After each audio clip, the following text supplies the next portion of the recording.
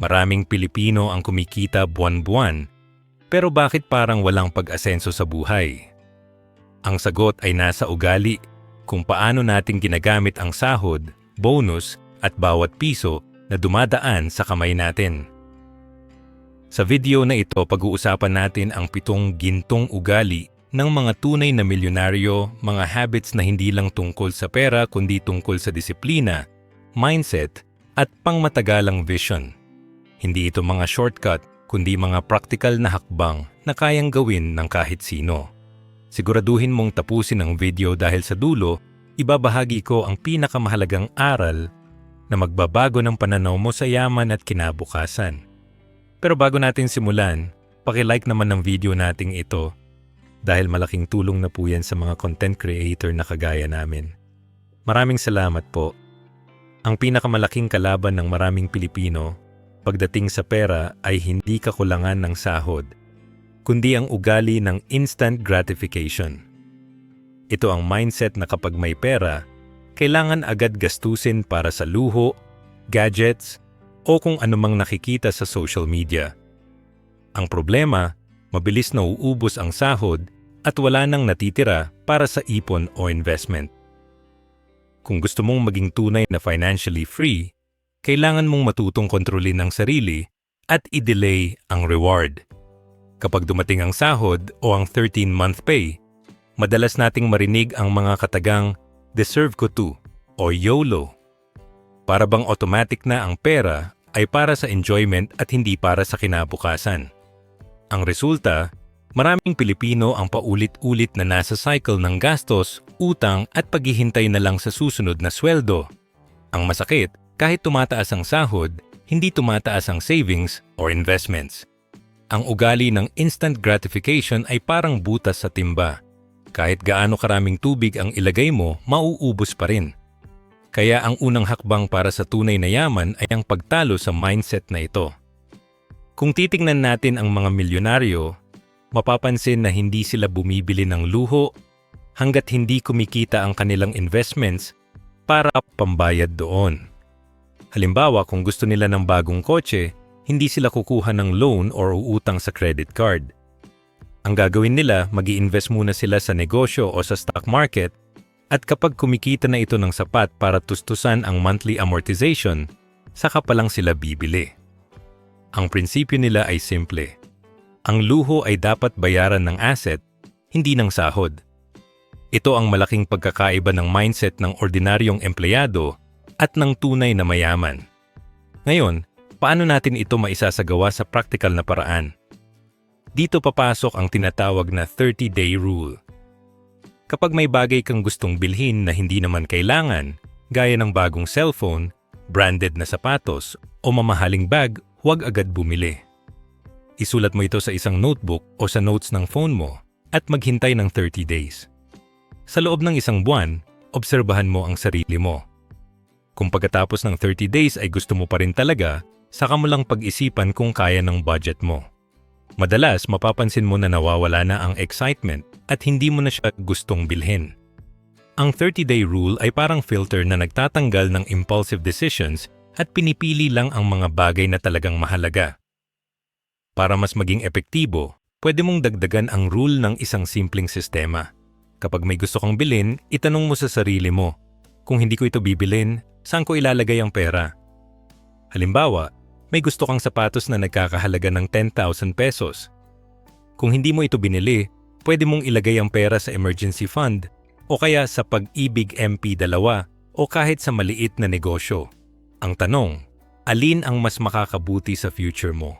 Ang sapatos na maluluma sa loob ng 2 taon o ang investment na pwedeng kumita ng interest at magbigay ng peace of mind? Kapag nasanay ka sa ganitong mindset, mas madali mong matatalo ang instant gratification. Isa pang practical na paraan ay ang pag-set ng cooling period tuwing sahod. Kapag dumating ang sweldo, huwag agad gumastos sa unang 3 araw. Hayaan mong lumipas ang excitement bago ka magdesisyon.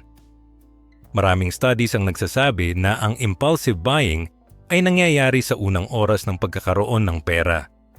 Kapag lumipas na ang ilang araw, mas nagiging logical ang utak at mas nakakapag-isip ng tama. Kung gagawin mo ito consistently, mapapansin mong mas konti ang unnecessary purchases mo buwan-buwan. Relatable ito sa maraming kababayan natin. Ilang beses ka na bang nakabili ng gamit na hindi mo naman talaga kailangan? Tapos nagsisi ka pagkatapos? Halimbawa, bumili ng bagong cellphone kahit gumagana pa ang luma o nagpabook ng mahal na staycation kahit may utang pa. Ang mga ganitong desisyon ay bunga ng instant gratification. Pero kung gagamitin mo ang 30-day rule at cooling period, mababawasan ang mga ganitong pagkakamali. Ang pera na dati ay napupunta sa luho, na ngayon ay pwede nang ilaan sa ipon o investment. Ang isa pang technique ay ang pag-reward sa sarili gamit ang maliit na porsyento lang ng sahod. Hindi ibig sabihin na hindi ka na pwedeng mag-enjoy. Ang sikreto ay limitahan ang enjoyment sa hindi lalagpas sa 10% ng income. Halimbawa, kung ang sahod mo ay 20,000 pesos, pwede kang maglaan ng 2,000 pesos para sa small rewards tulad ng pagkain sa labas o pagbili ng maliit na item. Pero ang natitirang 90% ay dapat mapunta sa needs, savings, at investments. Sa ganitong paraan, hindi mo mararamdaman na deprived ka, pero hindi rin nauubos ang pera sa luho. Kung susumahin, ang pagtalo sa instant gratification ay hindi tungkol sa pagiging kuripot, kundi tungkol sa pagiging wise. Ang tunay na yaman ay hindi nakukuha sa pagbili ng bagong gadgets o sa pag-post ng mamahaling gamit sa social media. Nakukuha ito sa disiplina, sa tamang timing, at sa pag-prioritize ng future kaysa sa present.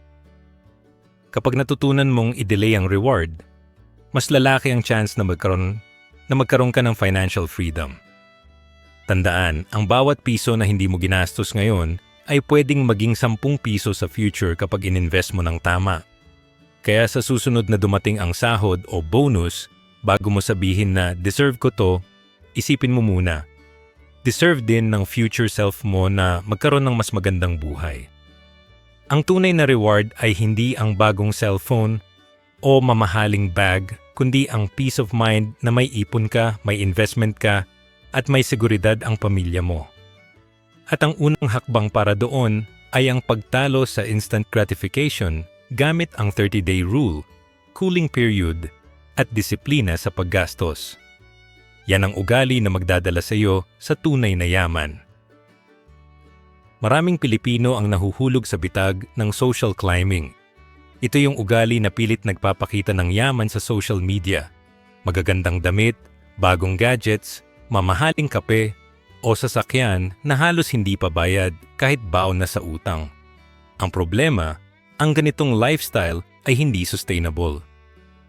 Ang nakikita ng tao ay kinang, pero ang hindi nakikita ay stress, utang, at kawalan ng ipon. Kung gusto mong maging tunay na financially free, kailangan mong matutunan ang sining ng invisible wealth, ang pamumuhay na mas mababa sa iyong kinikita. Kung titingnan mo ang maraming Pinoy millionaires, mapapansin mong simple lang sila. Hindi sila nagpapalit ng sasakyan taon-taon, hindi sila palaging naka-branded na damit, at madalas hindi mo nga mahahalata na milyonaryo sila. Sila ang tinatawag na secret millionaires. Ang yaman nila ay hindi nakikita sa labas, kundi nasa loob, sa savings, investments, at assets na patuloy na kumikita. Ang sikreto nila ay hindi pagpapakita ng status, kundi pag-prioritize ng financial security kaysa sa image. Isipin mo ito. Kung ang sahod mo ngayon ay 40,000 pesos, pero ang lifestyle mo ay parang kumikita ka ng 60,000 pesos, siguradong mababaon ka sa utang. Pero kung ang lifestyle mo ay parang kumikita ka pa rin ng 30,000 pesos, ibig sabihin may natitira kang 10,000 pesos buwan-buwan para sa ipon at investments. Ang disiplina na ito ang nagiging foundation ng invisible wealth. Hindi mo kailangan ipakita sa mundo na mayaman ka, dahil ang tunay na yaman ay nararamdaman mo sa peace of mind na may ipon at seguridad ka. Isang praktikal na paraan para maisagawa ito ay ang 3-year lifestyle rule. Panatilihin mo ang lifestyle mo sa level ng sahod mo 3 taon na ang nakakaraan. Halimbawa, kung ang sahod mo ngayon ay 40,000 pesos, isipin mo kung paano ka namuhay nung kumikita ka pa lang ng 30,000 pesos. Kung kaya mong panatilihin ang ganung lifestyle, ang dagdag na kita ay hindi mauubos sa luho, kundi mapupunta sa savings at investments. Ang matitipid mo ay pwede mong ilagay sa emergency fund na dapat ay katumbas ng 6 months worth of expenses. Kapag nagkaroon ng problema gaya ng pagkawala ng trabaho o biglang gastusin sa ospital, hindi ka mangungutang dahil may nakahanda kang pondo. Relatable ito sa maraming kababayan natin. Ilang beses mo na bang nakita sa social media ang mga kaibigan na laging may bagong gadget, bagong kotse, o mamahaling bakasyon, pero sa likod ng camera ay baon sa utang? Ang ganitong cycle ay nakakapagod at nakakasira ng future. Ang invisible wealth ay kabaliktaran nito. Hindi mo kailangan ipakita sa iba, pero ramdam mo sa sarili mo na stable ka. Ang tunay na mayaman ay hindi yung laging may bagong gamit, kundi yung may kakayahang matulog ng mahimbing dahil walang utang at may ipon. Para mas maging epektibo, pwede mong gawin ang isang simpleng sistema. Tuwing tataas ang sahod mo, huwag agad taasan ang lifestyle. Kung dati ay kumikita ka ng 30,000 pesos at ngayon ay 40,000 pesos, huwag agad bumili ng bagong kotse o lumipat sa mas mahal na kondo. Ang dagdag na kita ay ilaan mo muna sa emergency fund, investments, o maliit na negosyo. Kapag stable na ang finances mo, saka mo lang pag-isipan ng upgrades. Ang prinsipyo ay simple: lifestyle lag behind income. Ang income mo ay pwedeng tumaas, pero ang lifestyle mo ay dapat dahan-dahan lang ang pag-angat. Isa pang technique ay ang paggamit ng automatic allocation. Kapag dumating ang sahod, mag-set ka ng automatic transfer papunta sa savings account or investment account. Halimbawa, 20% ng sahod mo ay diretso sa emergency fund at another 20% ay sa investment. Ang natitira ay para sa gastos at maliit na enjoyment. Sa ganitong paraan, hindi mo na kailangan mag-isip kung saan mapupunta ang pera. Ang sistema na mismo ang magpapanatili ng invisible wealth mo. Kung gusto mong makita ang epekto nito, subukan mong mag-compute. Kung ang sahod mo ay 40,000 pesos at kaya mong mag-save ng 10,000 pesos buwan-buwan, sa loob ng isang taon ay 120,000 pesos na agad ang ipon mo. Sa loob ng 5 taon, 600,000 pesos. Kung ilalagay mo ito sa investment na kumikita ng average 10% per year, lalaki pa ito ng mas mabilis. Ang invisible wealth ay hindi nakikita sa social media, pero ramdam mo sa bank account at sa peace of mind mo. Ang pinakamahalagang mindset dito ay huwag ipilit ang image. Hindi mo kailangan patunayan sa iba na mayaman ka. Ang kailangan mong patunayan ay kaya mong maging responsable sa pera mo. Ang tunay na yaman ay hindi nakikita sa damit, gadgets o kotse, kundi sa kakayahang mag-survive kahit mawalan ng trabaho, sa kakayahang magbigay ng seguridad sa pamilya, at sa kakayahang mag-invest para sa future. Kapag natutunan mong mabuhay below your means, mas madali mong mararating ang financial freedom. Kaya sa susunod na makakita ka ng kaibigan na nagpo-post ng bagong gadget o mamahaling bakasyon, huwag kang mainggit. Isipin mo na lang, baka baon siya sa utang habang ikaw ay tahimik na nag-iipon at nag-i-invest. Ang invisible wealth ay hindi tungkol sa pagpapakita, kundi tungkol sa paghahanda. At sa huli, ang tunay na reward ay hindi ang like sa social media, kundi ang peace of mind na may ipon ka, may emergency fund ka, at may investments na patuloy na kumikita. Yan ang ugali na magdadala sa iyo sa tunay na yaman. Isa sa pinakamalaking pagkakamali ng maraming Pilipino ay ang pag-asa lang sa isang sahod. Kapag ang tanging source ng income mo ay ang trabaho sa kumpanya, para kang nakasakay sa bangka na may isang sagwan lang. Kapag nawala ang trabaho, nawawala rin ang lahat ng kita. Ito ang tinatawag na single point of failure.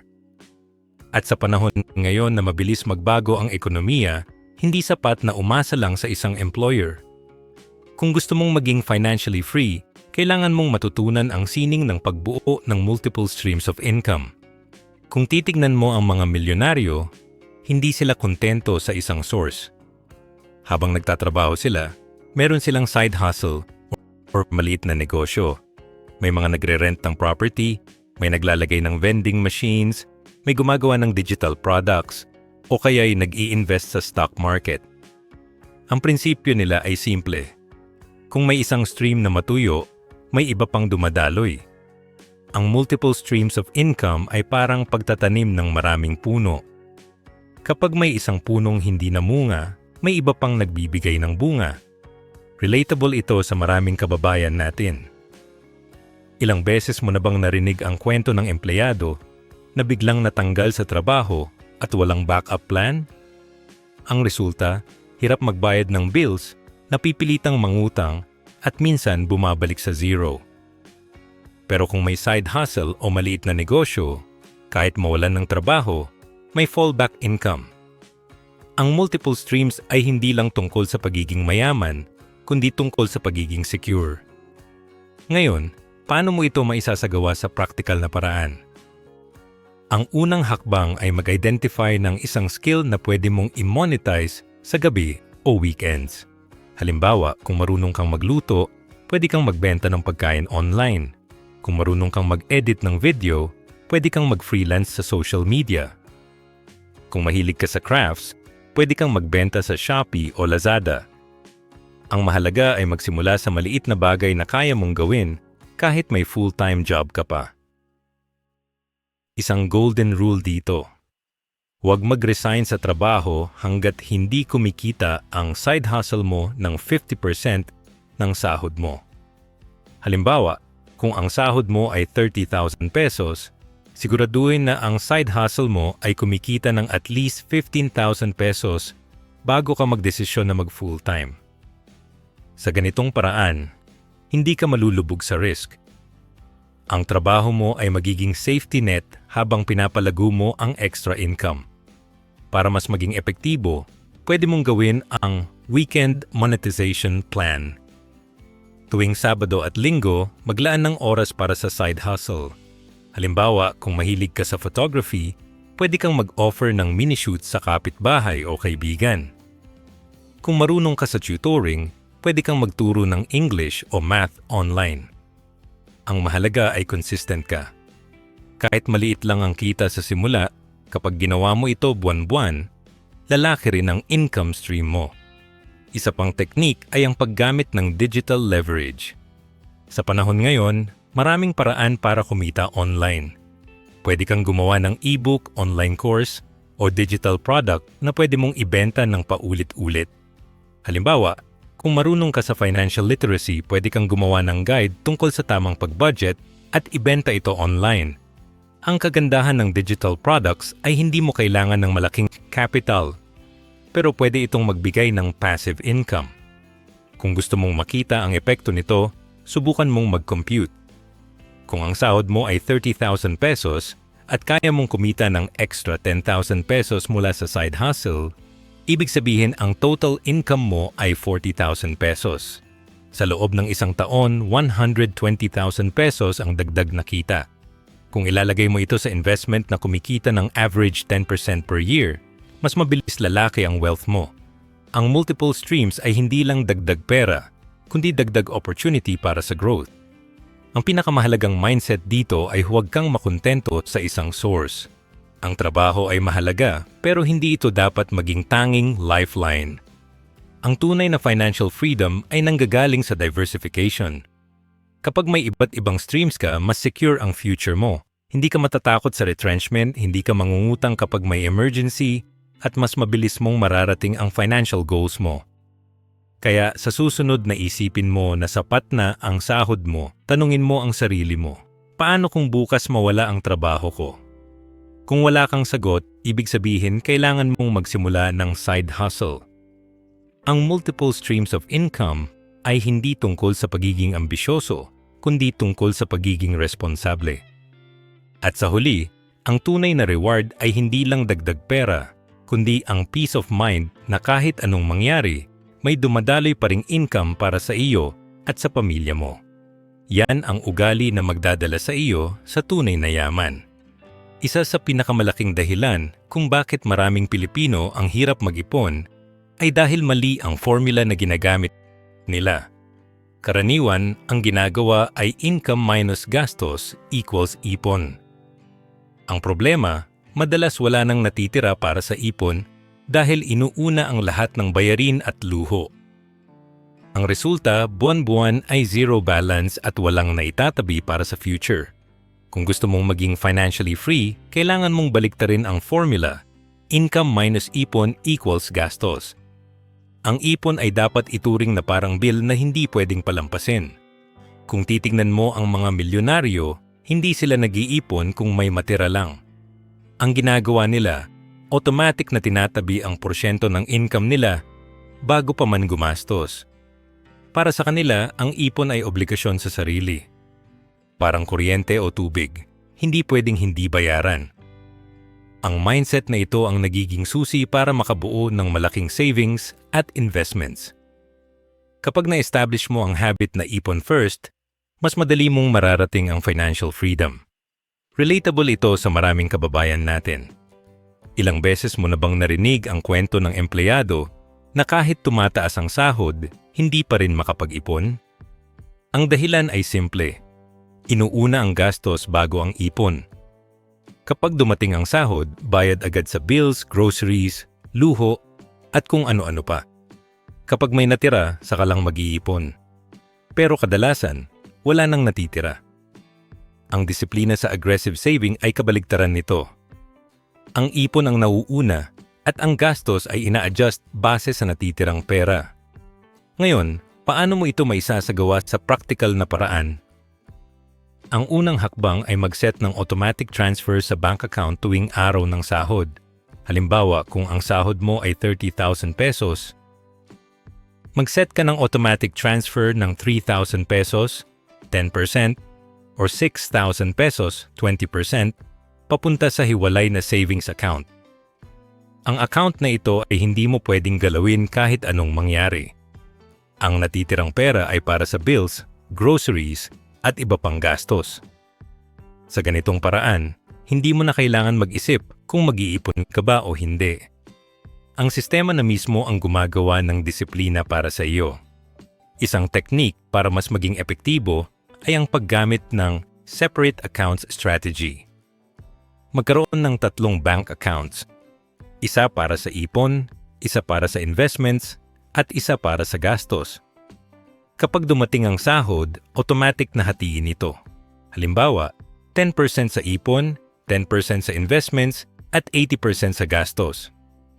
Ang ipon at investments ay hindi dapat galawin. Ang gastos lang ang pwede mong gamitin. Sa ganitong paraan, hindi ka matutuksong ubusin ang pera dahil nakahiwalay na ang savings at investments. Kung gusto mong makita ang epekto nito, subukan mong mag-compute. Kung ang sahod mo ay 30,000 pesos at kaya mong mag-save ng 6,000 pesos buwan-buwan, sa loob ng isang taon ay 72,000 pesos na agad ang ipon mo. Sa loob ng 5 taon, 360,000 pesos. Kung ilalagay mo ito sa investment na kumikita ng average 10% per year, mas mabilis lalaki ang pera mo. Ang aggressive saving ay hindi lang tungkol sa pag-ipon, kundi tungkol sa pagbuo ng habit na magbibigay ng long-term security. Relatable din ito sa mga kababayan natin na madalas magreklamo na hindi sapat ang sahod. Ang totoo, hindi laging sahod ang problema, kundi ang disiplina. Kahit maliit ang income, kung consistent ang ipon first habit, lalaki pa rin ang savings. Halimbawa, kung ang sahod mo ay 15,000 pesos at kaya mong mag-save ng 1,500 pesos buwan-buwan, sa loob ng 10 taon ay 180,000 pesos na agad. Kung ilalagay mo ito sa investment, mas lalaki pa. Ang sikreto ay consistency, hindi laki ng sahod. Isa pang practical na paraan ay ang paggamit ng Visual Tracking System. Gumawa ng chart o tracker kung saan makikita mo ang progress ng ipon mo buwan-buwan. Halimbawa, kung ang goal mo ay 100,000 pesos, hatiin mo ito sa maliit na milestones gaya ng 10,000 pesos bawat quarter. Kapag nakikita mo ang progress, mas nagiging motivated ka na magpatuloy.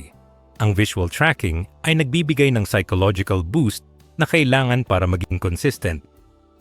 Ang pinakamahalagang mindset dito ay ang pagtrato sa ipon bilang obligasyon. Hindi ito optional, hindi ito kung may matira. Ito ay dapat automatic, fixed, at hindi pwedeng galawin. Kapag natutunan mong gawin ito, mas madali mong mararating ang financial freedom. Ang aggressive saving ay hindi tungkol sa pagiging kuripot, kundi tungkol sa pagiging wise. Ang tunay na yaman ay hindi nakukuha sa luho, kundi sa disiplina at consistency. Kaya sa susunod na dumating ang sahod, bago ka magbayad ng bills o bumili ng groceries, siguraduhin mo muna na na-transfer na ang porsyento para sa ipon. Ang ipon ay dapat nauuna at ang gastos ay dapat sumunod. Tandaan, ang formula na income minus ipon equals gastos ay ang sikreto ng mga milyonaryo. At kapag natutunan mong gawin ito, mas mabilis mong mararating ang financial freedom. Ang tunay na reward ay hindi ang bagong gadget o mamahaling bag, kundi ang peace of mind na may ipon ka, may investments ka, at may seguridad ang pamilya mo. Yan ang ugali na magdadala sa iyo sa tunay na yaman. Isa sa pinakamalaking bitag na kinahuhulugan ng maraming Pilipino ay ang maling paggamit ng utang. Marami ang gumagamit ng credit card para sa appliances, handaan o bakasyon. May iba pa ngang pumapasok sa 5-6 na pautang na may napakataas na interes. Ang problema, ang ganitong klase ng utang ay tinatawag na bad debt, utang na kumakain ng interest at ginagamit para sa mga bagay na bumababa ang value. Kapag nasanay ka sa bad debt, para kang nagtatanim ng puno na hindi namumunga, kundi kumakain pa ng nutrients ng lupa. Sa huli, ikaw pa ang lugi. Kung titignan mo ang mga milyonaryo, hindi sila natatakot sa utang. Pero ang utang na ginagamit nila ay tinatawag na good debt. Ito yung utang na ginagamit para sa negosyo or investments na may potential kumita ng mas malaki kaysa sa interest na babayaran. Halimbawa, kung mangungutang ka ng 1 million pesos para sa negosyo na kumikita ng 20% per year at ang interest ng loan ay 10%, ibig sabihin kumikita ka pa ng net 10%. Ang utang na ito ay leverage, parang dagdag na lakas para mas mabilis mong maabot ang financial goals mo.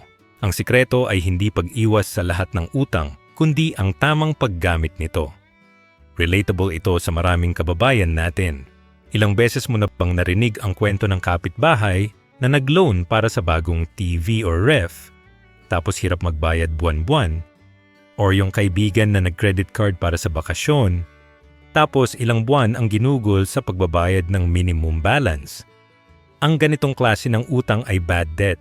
Hindi siya nagbibigay ng income kundi kumakain ng future income mo. Ang resulta, paulit-ulit na cycle ng pagkakautang at stress. Pero kung gagamitin mo ang utang para sa negosyo, halimbawa maliit na sari-sari store or online business, may chance na kumita ka ng mas malaki kaysa sa interest. Yan ang good debt. Ngayon, paano mo maisasagawa ang practical na paraan para makaalis sa bad debt? Ang unang hakbang ay i-audit ang lahat ng utang mo. Isulat mo sa isang notebook or spreadsheet ang lahat ng utang, kasama ang amount, interest rate, at due date. Kapag nakita mo ito ng buo, mas madali mong maintindihan kung saan napupunta ang pera mo. Ang susunod na hakbang ay gamitin ang debt snowball method. Sa method na ito, unahin mong bayaran ang pinakamaliit na utang. Halimbawa, kung may utang ka na 5,000 piso, bayaran mo ito agad. Kapag natapos mo na, lumipat ka sa susunod na utang na mas malaki. Ang psychological effect nito ay napakalakas.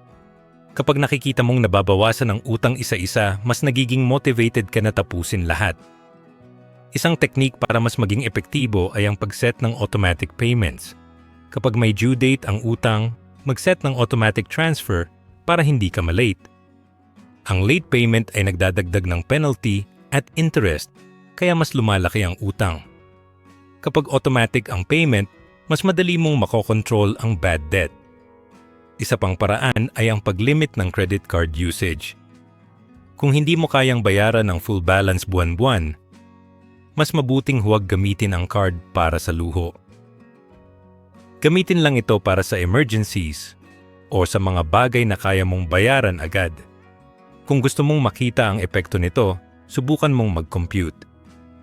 Halimbawa, kung may utang ka na 100,000 pesos na may interest na 20% per year, ibig sabihin 20,000 pesos ang dagdag na bayarin taon-taon. Kung mabayaran mo ito agad gamit ang debt snowball method, mas makakatipid ka ng malaking halaga. Sa halip na mapunta sa interest, pwede mong ilagay ang pera sa investment na kumikita ng 10% per year. Ang difference ay napakalaki. Ang bad debt ay kumakain ng future mo, pero ang good debt ay nagbibigay ng opportunity para sa growth. Relatable din ito sa mga kababayan natin na madalas magreklamo na wala akong choice kundi mangutang. Ang totoo, may choice ka kung paano gagamitin ang utang. Kung gagamitin mo ito para sa luho, bad debt yan. Pero kung gagamitin mo ito para sa negosyo or investment, good debt yan. Ang mindset na kailangan mong baguhin ay hindi ang pag-iwas sa lahat ng utang, kundi ang tamang paggamit ng utang. Ang utang ay pwedeng maging kaaway o kaibigan. Depende sa kung paano mo siya gagamitin. Ang pinakamahalagang mindset dito ay ang pagtrato sa utang bilang tool. Hindi siya dapat maging master mo, kundi servant mo. Kapag natutunan mong kontrolin ang utang, mas madali mong mararating ang financial freedom. Ang good debt ay leverage na magdadala sa iyo sa mas mataas na level, habang ang bad debt ay pabigat na magpapabagal sa iyo. Ang sikreto ay disiplina, tamang computation, at tamang paggamit ng pera. Kaya sa susunod na isipin mong mangutang para sa bagong gadget o vacation, tanungin mo ang sarili mo. Magbibigay ba ito ng income o magdadagdag lang ng gastos?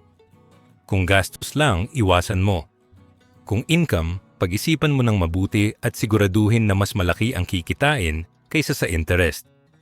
Tandaan, ang utang ay hindi laging masama. Ang masama ay ang maling paggamit ng utang. At kapag natutunan mong iwasan ang bad debt at gamitin ang good debt, mas mabilis mong mararating ang financial freedom. Ang tunay na reward ay hindi ang bagong TV o vacation, kundi ang peace of mind na wala kang utang na nagpapahirap sa iyo at may negosyo o investment na patuloy na kumikita. Yan ang ugali na magdadala sa iyo sa tunay na yaman. Isa sa pinakamalaking dahilan kung bakit maraming Pilipino ang nalulugi ay ang kakulangan sa financial literacy. Marami ang pumapasok sa mga pyramiding schemes, get-rich-quick scams, o hype ng crypto dahil lang sa sabi-sabi ng kapitbahay or nakikita sa social media. Ang problema, kapag hindi mo naiintindihan ang pinapasukan mo, para kang pumipirma ng kontrata ng nakapikit. Sa huli, ikaw ang lugi. Kung gusto mong maging tunay na financially free, kailangan mong mag-invest muna sa education bago sa speculation. Kung titignan mo ang mga tunay na milyonaryo, hindi sila basta-basta naglalagay ng pera sa bagay na hindi nila naiintindihan. Mas malaki pa nga ang budget nila sa libro, seminars, at mentors kaysa sa sine or entertainment. Para sa kanila, ang knowledge ay asset na hindi nawawala. Kapag naiintindihan mo ang laro ng pera, mas madali mong maiiwasan ang mga scam at mas makakapili ka ng tamang investment. Ang mindset nila ay simple. Bago maglagay ng pera, maglagay muna ng oras sa pag-aaral. Relatable ito sa maraming kababayan natin. Ilang beses mo na bang narinig ang kwento ng kaibigan na nag-invest sa isang scheme dahil sabi ng pinsan niya kikita ng double in 3 months? Sa simula, mukhang totoo dahil may mga kumikita. Pero sa huli, collapse ang scheme at lahat ng pera ay nawala. Ang ganitong kwento ay paulit-ulit na nangyayari sa Pilipinas. Ang dahilan ay hindi kakulangan ng pera, kundi kakulangan ng financial literacy. Kung naiintindihan mo ang basic principles ng investing, hindi ka basta-basta maloloko. Ngayon, paano mo ito maisasagawa sa practical na paraan? Ang unang hakbang ay maglaan ng 15 minutes bawat araw para magbasa ng financial book o makinig sa finance podcast. Hindi mo kailangan ng buong araw. Ang 15 minutes ay sapat para unti-unting madagdagan ang knowledge mo. Halimbawa, pwede kang magbasa ng libro tungkol sa stock market, real estate, o personal finance. Pwede ka ring makinig sa podcast habang nasa biyahe o nagluluto. Ang mahalaga ay consistent ka. Kahit maliit na oras lang, kapag ginawa mo ito araw-araw, lalaki rin ang knowledge mo. Isang teknik para mas maging epektibo ay ang paggamit ng knowledge investment plan. Gumawa ng listahan ng mga topics na gusto mong matutunan, gaya ng stock market, pag-ibig MP2, mutual funds, at real estate. Tuwing linggo, pumili ng isang topic at maglaan ng oras para pag-aralan ito. Halimbawa, ngayong linggo ay stock market. Magbasa ka ng basic guide tungkol sa kung paano gumagana ang stocks. Sa susunod na linggo, pag-ibig MP2. Alamin mo kung paano nagwo-work ang program at kung magkano ang interest. Sa ganitong paraan, step by step mong naiintindihan ang iba't ibang options. Kung gusto mong makita ang epekto nito, subukan mong mag-compute. Halimbawa, kung mag-i-invest ka ng 1,000 pesos sa pag-ibig MP2 na may average return na 7% per year, sa loob ng 10 taon ay lalaki ito ng halos 2,000 pesos. Kung ilalagay mo naman sa stock market na may average return na 10% per year, mas lalaki pa. Ang point dito ay hindi lang kung magkano ang kikitain, kundi kung naiintindihan mo kung paano ito gumagana. Kapag naiintindihan mo, mas confident ka na mag-invest at mas mababa ang chance na maloko. Relatable din ito sa mga kababayan natin na madalas magreklamo na hindi ko alam kung saan mag-i-invest. Ang totoo, hindi mo kailangan maging expert agad. Ang kailangan mo lang ay magsimula sa maliit na hakbang. Magbasa ng isang libro, makinig ng isang podcast, o manood ng isang seminar. Kapag ginawa mo ito consistently, unti-unti mong maiintindihan ang mundo ng finance. At kapag naiintindihan mo na, mas madali mong makikita kung alin ang legit at alin ang scam. Isa pang practical na paraan ay ang paghahanap ng mentor. Kung may kilala kang taong marunong sa investments, humingi ka ng advice. Hindi mo kailangan sundin lahat ng sinasabi niya, pero pwede mong gamitin ang knowledge niya bilang guide. Ang mentor ay parang shortcut sa learning curve. Mas mabilis mong maiintindihan ang mga bagay dahil may nagtuturo sa iyo. Pero tandaan, kahit may mentor ka, kailangan mo pa ring mag-research at mag-aral. Hindi pwedeng umasa lang sa iba. Ang pinakamahalagang mindset dito ay ang pagtrato sa knowledge bilang investment. Hindi siya gastos, kundi asset. Kapag naglaan ka ng oras at pera sa pag-aaral, mas malaki ang chance na makaiwas ka sa scam at makapili ng tamang investment. Ang financial literacy ay hindi optional, kundi requirement para sa financial freedom. Kapag naiintindihan mo ang laro ng pera, mas madali mong mararating ang goals mo. Kaya, sa susunod na may mag-offer sa iyo ng investment na sure win or double your money in 3 months, huwag agad maglagay ng pera. Maglagay muna ng oras sa research, basahin mo, pag-aralan mo at intindihin mo. Tandaan, ang tunay na reward ay hindi ang mabilis na kita, kundi ang peace of mind na alam mong tama ang pinapasukan mo. At kapag natutunan mong mag-invest sa financial literacy bago sa speculation, mas mabilis mong mararating ang financial freedom. Yan ang ugali na magdadala sa iyo sa tunay na yaman. Isa sa pinakamalaking pagkakamali ng maraming Pilipino pagdating sa pera ay ang paghahanap ng shortcut. Marami ang naiinggit sa mga biglang yumayaman, kaya gusto rin nilang makuha agad ang resulta sa loob ng 1 taon o mas maikli pa. Ang problema, ang tunay na yaman ay hindi instant. Ang mga milyonaryo ay naiintindihan ang konsepto ng compound interest at long-term vision. Handa silang maghintay ng 10 to 20 years para makita ang bunga ng kanilang pagtitiyaga. Kung gusto mong maging financially free, kailangan mong matutong mag-isip sa dekada, hindi sa araw. Kung titignan mo ang mga tunay na mayaman, hindi sila nababahala kung hindi agad lumalaki ang pera nila sa unang taon. Alam nila na ang compound interest ay parang puno. Sa simula, mabagal ang paglaki. Pero habang tumatagal, mas bumibilis at mas lumalaki.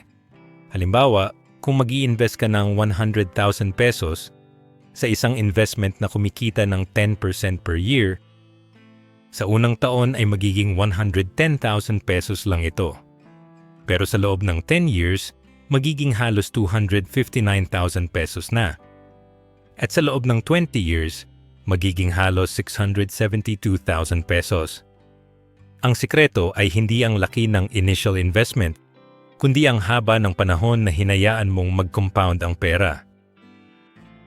Relatable ito sa maraming kababayan natin. Ilang beses mo na bang narinig ang kwento ng kaibigan na sumubok sa isang sure win investment na nag-promise ng double your money in 3 months? Sa simula, mukhang totoo dahil may mga kumikita. Pero sa huli, collapse ang scheme at lahat ng pera ay nawala. Ang dahilan ay simple, gusto ng shortcut. Ang long-term vision ay kabaligtaran nito. Hindi mo hinahabol ang mabilis na kita, kundi ang sustainable growth na magbibigay ng tunay na financial freedom. Ngayon, paano mo ito maisasagawa sa practical na paraan? Ang unang hakbang ay gumawa ng 10-year financial plan. Isulat mo kung magkano dapat ang net worth mo sa year 2036. Halimbawa, kung ang goal mo ay magkaroon ng 5 million pesos sa loob ng 10 years, hatiin mo ito sa yearly steps. Sa unang taon, ang goal mo ay makapag-ipon ng 250,000 pesos. Sa ikalawang taon, dagdagan mo pa ng 250,000 pesos. Sa ikatlong taon, simulan mong mag-invest sa stock market o real estate. Sa bawat taon, dapat may konkretong hakbang na ginagawa ka para marating ang goal. Ang mahalaga ay may malinaw na roadmap, hindi basta bahala na. Isang teknik para mas maging epektibo ay ang paggamit ng future self mindset. Tuwing gagastos ka, tanungin mo ang sarili mo, makakatulong ba ito sa future self ko? Halimbawa, kung bibili ka ng bagong gadget na nagkakahalaga ng 30,000 pesos, isipin mo kung ano ang magiging value nito sa 10 taon. Maluluma ito at mawawala ang value. Pero kung ilalagay mo ang 30,000 pesos sa investment na kumikita ng 10% per year, sa loob ng 10 taon ay magiging 78,000 pesos ito. Ang tanong, alin ang mas makakabuti sa future self mo? Ang gadget na maluluma o ang investment na lalaki ng doble o triple? Kung gusto mong makita ang epekto ng long-term vision, subukan mong mag-compute gamit ang maliit na halaga. Halimbawa, kung mag-i-invest ka ng 5,000 piso buwan-buwan sa loob ng 10 taon at kumikita ito ng average 10% bawat taon, sa huli ay magkakaroon ka ng halos 1,000,000 piso. Kung ipagpapatuloy mo pa ito sa loob ng 20 years, magiging halos 3 million pesos. Ang maliit na halaga na consistent mong ini-invest ay lumalaki dahil sa compound interest. Ang sikreto ay consistency at patience. Relatable din ito sa mga kababayan natin na madalas magreklamo na ang tagal bago lumaki ang pera. Ang totoo, hindi mabagal ang pera, kundi mabilis ang gastos. Kung kaya mong maghintay ng 10 taon, makikita mo ang resulta. Ang problema ay maraming tao ang hindi makapaghintay. Gusto nila ng instant reward. Pero ang tunay na yaman ay para sa mga marunong maghintay. Ang long-term vision ay hindi tungkol sa pagiging matiyaga lang, kundi tungkol sa pagiging wise. Ang bawat taon na hinahayaan mong mag-compound ang pera ay dagdag lakas para sa future mo. Isa pang practical na paraan ay ang pag-set ng milestones. Halimbawa, sa loob ng 3 taon, dapat may 1 million pesos ka na sa investments. Sa loob ng 5 taon, dapat may 2 million pesos. Sa loob ng 10 taon, dapat may 5 million pesos. Ang milestones ay nagbibigay ng motivation at direction. Kapag nakikita mo na natutupad ang mga goals mo step by step, mas nagiging motivated ka na magpatuloy. Ang milestones ay parang checkpoint sa laro. Hindi mo kailangan matapos agad ang buong level basta natatapos mo ang bawat checkpoint. Ang pinakamahalagang mindset dito ay ang pagtrato sa pera bilang long-term partner. Hindi siya dapat maging fling na mabilis mawala, kundi partner na kasama mo sa buong journey. Kapag natutunan mong mag-isip sa dekada, mas madali mong mararating ang financial freedom. Ang long-term vision ay hindi tungkol sa pagiging ambisyoso, kundi tungkol sa pagiging responsable. Ang tunay na yaman ay hindi nakukuha sa shortcut, kundi sa consistency, patience, at tamang mindset. Kaya, sa susunod na maramdaman mong naiinggit ka sa mga biglang yumayaman, isipin mo na lang, baka sila ay nasa scam habang ikaw ay tahimik na nag-iipon at nag-i-invest. Ang long-term vision ay hindi tungkol sa mabilis na kita, kundi tungkol sa sustainable growth. At sa huli, ang tunay na reward ay hindi ang instant gratification, kundi ang peace of mind na alam mong sa loob ng 10 taon o 20 taon, may malaking yaman kang naipon para sa sarili mo at sa pamilya mo. Yan ang ugali na magdadala sa iyo sa tunay na yaman. Mahalagang paalala para sa lahat. Ang paglalakbay tungo sa financial freedom ay hindi sprint kundi marathon. Kailangan ng disiplina, consistency, at tamang mindset para makamit ang tunay na yaman. Ang mga gintong ugali na tinalakay natin ay hindi magic formula, kundi mga practical na hakbang na kayang gawin ng kahit sino basta may commitment na sundin ito araw-araw. Tandaan, ang pera ay hindi lang tungkol sa laki ng sahod, kundi sa ugali ng paggamit nito. Kahit maliit ang income, kung tama ang habits, lalaki pa rin ang ipon at investments mo sa paglipas ng panahon. Mahalaga ring tandaan na ang social media ay madalas nagpapakita ng illusion ng yaman. Huwag mong gawing batayan ang nakikita mo online. Ang tunay na yaman ay hindi nakikita sa bagong gadgets o mamahaling bakasyon, kundi sa peace of mind na may ipon ka, may emergency fund ka, at may investments na patuloy na kumikita. Ang invisible wealth ay mas mahalaga kaysa sa visible status. Isa pang paalala, huwag kang matakot sa mahabang proseso. Ang compound interest ay gumagana lamang kapag marunong kang maghintay. Ang 10 taon o 20 taon ay maaaring mukhang matagal, pero kung magsisimula ka ngayon, darating ang panahon na magpapasalamat ka sa sarili mo dahil hindi ka nagpadala sa instant gratification. At higit sa lahat, mag-invest sa financial literacy. Ang kaalaman ay proteksyon laban sa scam at maling desisyon. Ang oras na ginugol mo sa pagbabasa, pakikinig, at pag-aaral ay hindi nasasayang. Ito ang asset na hindi mawawala kahit anong mangyari. Kaya ang mahalagang paalala, huwag mong gawing laro ang pera. Gawin mo itong kasangkapan para sa mas magandang kinabukasan. Ang bawat piso ay may kapangyarihan at nasa iyo ang desisyon kung gagamitin mo ito para sa luho o para sa tunay na yaman. Disclaimer lang. Ang lahat ng impormasyon na ibinahagi ay para sa edukasyon at inspirasyon lamang. Hindi ito dapat ituring na financial advice. Bago gumawa ng anumang desisyon sa pera, kumonsulta sa isang lisensyadong financial advisor o eksperto. Ang responsibilidad sa paggamit ng impormasyon ay nasa iyo. Paki-like ang video ito kung nagustuhan ninyo, mag-comment sa baba kung ano ang natutunan nyo dito. At para sa mga iba pang content like this, mag-subscribe kayo sa ating YouTube channel. Muli ako po si Edward J. Les at ito ang Gintong Ugali YouTube channel. Maraming salamat sa panonood at kita-kits sa susunod na video.